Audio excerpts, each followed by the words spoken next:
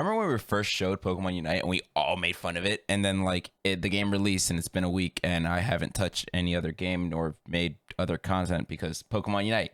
Yay!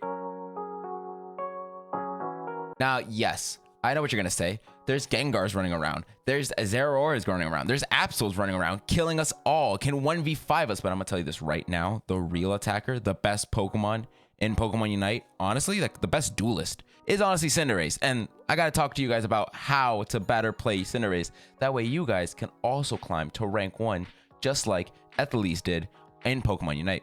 If you guys don't know, Ethelies is an amazing Pokemon Unite player. They're actually #1 in the world playing Cinderace. So yeah, go check them out. Their socials are down below. So let's get started. Pokemon Unite Cinderace guide. Tip number 1 has to be positioning. Positioning is super important as a Cinderace player, as essentially Cinderace is the equivalent to an ADC would be in other MOBAs. So their main resource of damage comes from their auto attacks. And since you're weak pretty on and pretty squishy, you want to position yourself properly in team fights. You don't want to be in the front line getting completely demolished and getting destroyed, because you need to level up in order to do more damage and be able to take fights.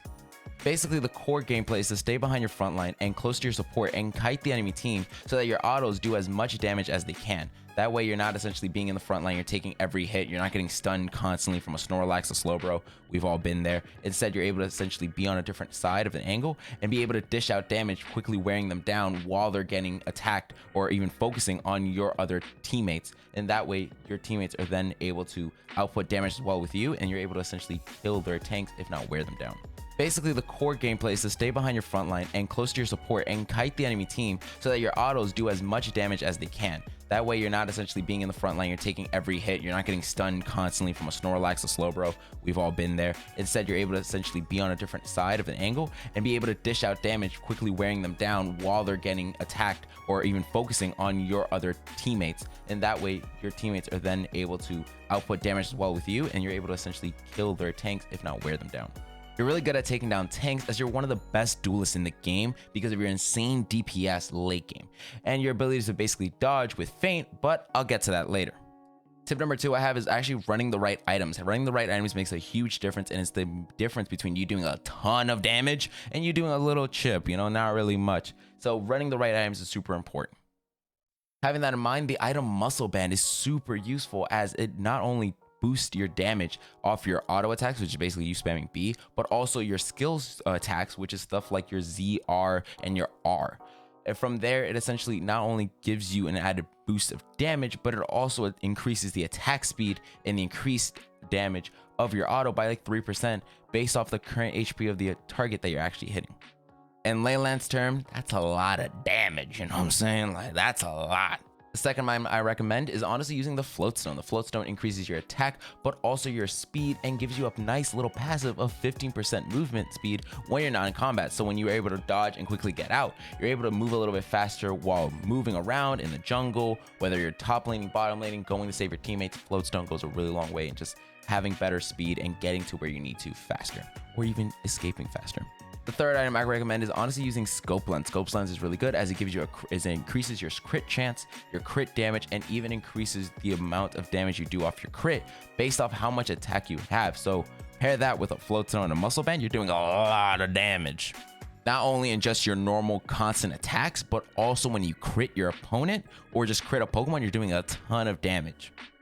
Tip number 3 I have is honestly picking the right moveset for your Cinderace. And to start it off, I have to say is Blaze Kick. Blaze Kick is super useful and super versatile, as it's actually a little bit better than Pyro Ball.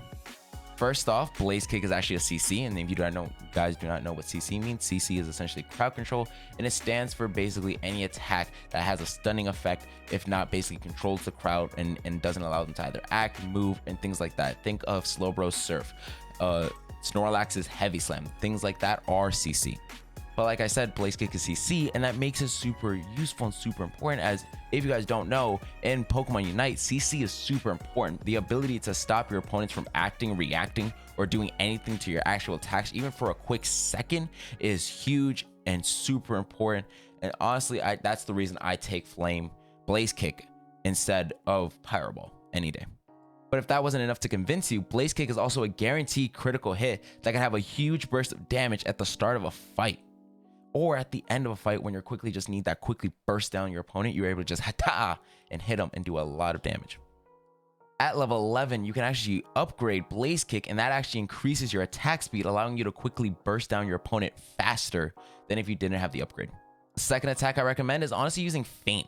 Feint is super useful as it gives you good invincibility for a good amount of time. And the broken part about this attack is the fact that you're able to dodge and then using Feint, and then you're able to still attack using it. So that while you're in the Feint animation and you're quickly moving, you're still able to quickly press A and spam and get a couple of auto attacks out of there, which is super versatile and super useful. So let's say an opponent uses an attack on you, let's say Gengar hexes you, you're able to Feint out of the way because you predicted it, and then you're able to just then constantly attack them with your auto attacks, and that does a lot of damage. And essentially what, you took no damage for free. So those 2-3 seconds of invincibility that you're essentially invincibility because of the frames, you're able to still do damage, which is really good. Hey, so remember in the beginning of a match when you're asked to pick 2 moves? Yeah, I suggest going with low sweep. That way you're able to essentially have movement and damage, and you're not just having damage, as the movement helps really well with being able to clean up jungle or any lane really faster and just getting you to where you want to go, or even maybe in that middle core fish or Dino faster. So keep that in mind. Plus, if you upgrade Feint at level 13 and you land 3 auto attacks, you actually increase your HP a little bit, which is actually really good. So being able to sustain yourself and keep yourself alive longer for when fighting Zapdos, when fighting the enemy team, and that goes a really long way. Tip number 4 I have is honestly prioritize farming. Now, farming is super important for Cinderace, as early on, the main weakness with Cinderace is that you're very weak. You're very weak early on. So what you want to do is essentially get to level 7 as fast as you can and as quickly as you can, because that's when you're essentially able to have Blaze Kick and you're able to do a lot of damage, and you'll be a full Cinderace and you'll be able to do a ton more damage off your auto attacks. For this suggestion, I honestly suggest using Cinderace as a jungler, as yes, he technically isn't a jungler, but because of the huge DPS output that he can have, and the fact that being level 5 at the beginning of like 30 seconds of a fight can go a long way, can even turn a fight. Because I've been playing a couple games with my friends, and my friend has been playing Cinderace and they've been juggling, and by the time like we're level 4, they're like already level 6, they're level 5. It goes a really long way for us to be able to take team fights and win them, just because of the fact they're able to output so much damage with the reboot. But keep in mind that people do take jungler even if they're not supposed to. So if you are able to have a squad, or you're able to take jungle as Cinderace, it goes a really long way. But if you can't, it's okay. Playing that farm game and actually playing, either lane can still work. You just have to be a little bit more cautious when playing Cinderace and farming. Tip number 5 I have is honestly pairing Cinderace with really good Pokemon that really allow Cinderace to go even further, allow Cinderace to, let's say, use his full potential, and he's not held back by his teammates. And what I mean is that, like, pick Pokemon that really work early game. And so a good Pokemon for that would have to be, Ninetales, would have to be Slowbro, would have to be Pokemon like Snorlax. Those Pokemon go a really long way as being oppressive early on, that allows Cinderace to then be able to do a lot of damage and be able to fully move even if he's not still level 7. Not to mention Pokemon like Snorlax, Pokemon like Ninetales have the ability to just have CC to allow the Cinderace to get in and out of battle a lot more efficiently. Let's say the Cinderace is going for the kill and gets the kill, but then the enenemy team is actually running back to you. You're able to then defend, block off the enemy using, your CC as a Ninetales, as a Snorlax, and this goes a really long way in protecting your Cinderace. Now, let's talk about how to take fights, how to basically win those fights as a Cinderace. And I guess you could say this is tip number 6. And for tip number 6, I say is first thing you want to do is start off a fight using Blaze Kick. Blaze Kick essentially allows you to lock onto an enemy, plus you're immune to CC. So if a Slowbro is about to surf you because they see you, you're able to Blaze Kick right through that and not get stopped or stunned. And plus, because of this, you shouldn't be scared to go in and fight. Plus, you could also from there start autoing your opponent, which essentially just start smashing and mashing B. If you notice that one of your opponents is going to actually like let's say a Snorlax is about to slam on you, I suggest using Feint, so that way you're able to quickly dodge out of the way. You're not getting hit by that CC, as the last thing you want to do is constantly get stunned, slow down, all this other stuff. So be mindful, try to predict your opponent and Feint at the right time, so that way you're able to dodge and get out of the way, but also be able to hit that opponent a little bit times, because you're hitting that B button. The best abilities to dodge using Feint would have to be Surf from Slowbro, dodging Pikachu's Unite move, dodging like I said, Snorlax's Heavy Slam, dodging Gengar's Sludge Bomb. We've all been there. We've been Sludge Bombed by Gengar. It's not fun. And when it comes to your Unite move, what you can essentially do is use your Unite move to either give you shield or essentially finish off an opponent that's not expecting it. Let's say an opponent's about to run away. Nope. You got to quickly finish them off, do a ton of damage in that burst moment. Unite move's super useful and super good for just doing a lot of damage and a lot of AoE burst, especially because of the fact that it also has a lot of range. So even if the opponent is like, let's say chasing you, you're able to run away, then surprise them with the hi-hat-a-do. And boom, you're able to Unite move them. They're basically taking a lot of damage, and you're able to quickly catch up to them because you have that added movement speed. And you're able to, you know, blaze kick, burst them down. It's just, you have a lot of burst at your disposal, and you have the ability to get in and out of fights. So you shouldn't be scared as a Cinderace to take fights that you otherwise feel like you shouldn't. If you're in a 1v1, take those fights. You most definitely can win those 1v1s, especially if you're able to hit those attacks of high burst damage and you're able to dodge a lot of their powerful CCs and a powerful special moves. Now, fighting Zapdos is really important. You need to know how to fight Zapdos in order to win the game, because you can either lose the game or you can either win the game off of Zapdos. We've all been there. So when it comes to Zapdos, but this also applies to Dreadnought and Rotom, I suggest you fight it. Yes, like normally your defenders will be the ones defending and they're the ones holding off the opponent's team.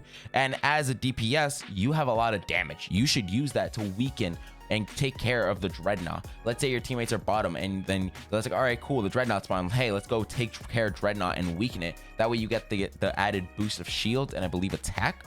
So it goes a really long way. And even when you're fighting Zapdos, being a Cinderace, you're able to quickly mow down a Zapdos. Tip number 7 is just general advice for players that are new to Cinderace, players that are new to MOBAs, as Pokemon MOBA is really new, and not every player is new to the game and really knows how to play, and it's okay.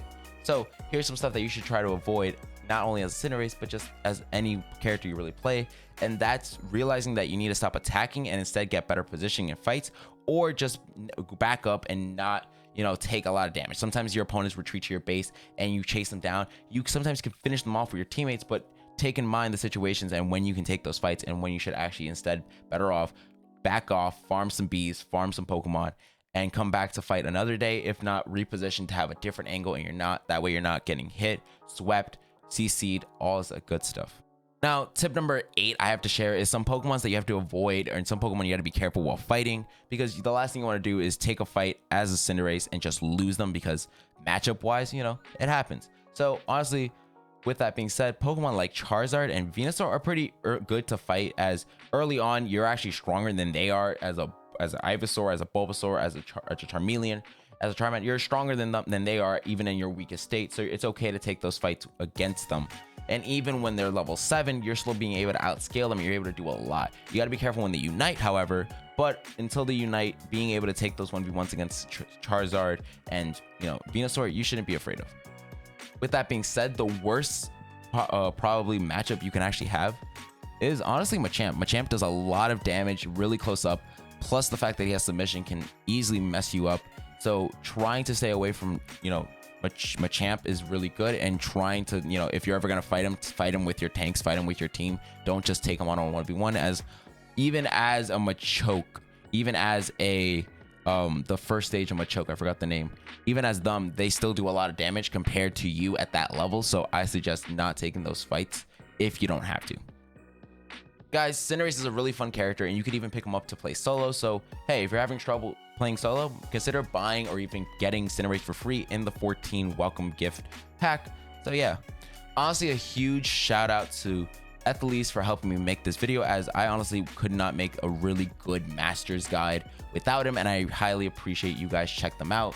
So yeah, if you guys aren't already, go check them out in the description down below. Guys, if you enjoyed the video and want to see more, please make sure to like, comment, subscribe. It helps me, it helps the channel grow, as you know, not everyone knows I've been doing this Pokemon Unites tips, and you know, hey, I'm trying to help you guys get those more Unites tips. And plus, if you want me to cover a specific Pokemon, please leave it down in the comments. I try to get to every comment that I can about a Pokemon. So that way I have a guide for every Pokemon, and you guys can play and do better. So yeah, keep you guys eyes in the future. If anything I said in today's video you didn't understand, or you want more clarity, or hey, you didn't agree with what I said, I stream on Twitch, link in the description. I stream every Tuesday, Thursday, and Sunday.